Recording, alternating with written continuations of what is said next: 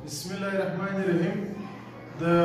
یونیسیار د ادارې محترمو لوړو چارواکو ته او دارنګه په پاکستان اسلامي جمهوریت کې د سفران وزارت او چیف کمیشنر او د بلوچستان کمیشنر صاحب ته سلامونه او نیکې هیلې وړاندې کوم. لکه څرنګه چې په 2021 میلادي کال کې د یونیسیار د خوا څخه د پاکستان د اسلامي جمهوریت د حکومت په تعاون سره نوي پیوار کارډونه یا سمارټ کارډونه افغان کډوالو ته اپډیټ شوه یا ورکړل شول. په هغو کې په ټوټل پاکستان کې 85,000 کارډونه چې وه هغه ریجکټ شول، چې په دې ریجکټ شوو کارډونو کې د 2022 کې 4,500 کارډونه ټول پاکستان کې ریجکټ کارډونه بیرته کډوالو ته ورکړل شوه یا راغلل دفترو ته، خو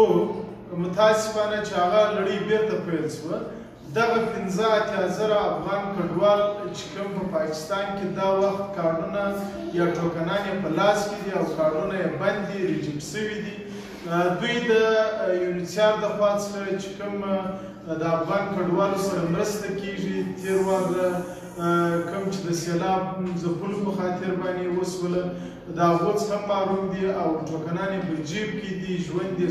ستونزمن دی او اکثره هغه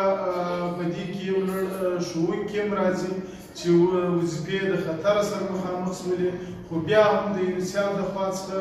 دوی ته وخت ورکړل شو. نو زموږ د یونیسیار د ټولو چارواکو څخه او دارنګه د پاکستان اسلامي جمهوریت د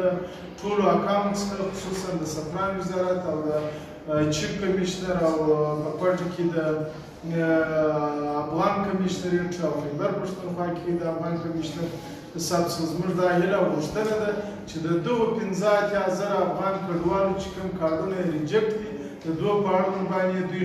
غور وکړي او د دوی د دغه ریجکټ کارډو مسله ورحل کړي. دا دي چې زموږ کارډونه پر 1 جون باندې ختمیږي، زموږ د بینکو مسله هم ده، د بینک چې کوم زموږ اکاونټونه دي هغه هم په خطره کې دي. نو پکار دا ده چې د پاکستان او پاکي حکومت او د یونیسیار اداره زموږ د افغان کډوالو د دغه ریجکټ شوو کارډونو او کوم چې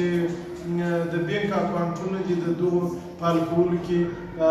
مرسته وکړي او هغه دفترونه خلاص کړي، کوم په پیسې دفترونه چې دوی د صوبو په مختلفو برخو کې جوړ کړي دي او د یادو افغان کډوالو ستونزې حل کړي. مننه.